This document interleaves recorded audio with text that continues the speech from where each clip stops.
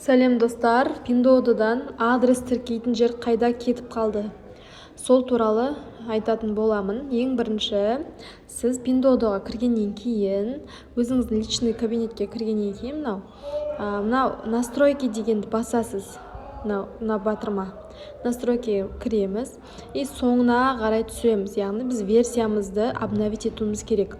Сізде мына жерден ең соңғы тұрған бұл версия.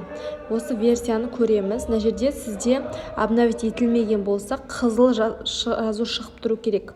Менде уже қызыл жазу жоқ, өйткені мен обновление жасап қойдым. Кіреміз, міне.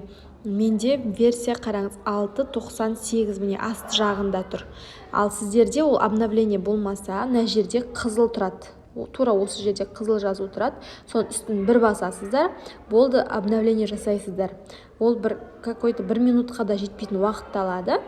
Обновление жасап болғаннан кейін тура осылай открыть етіп кіреміз.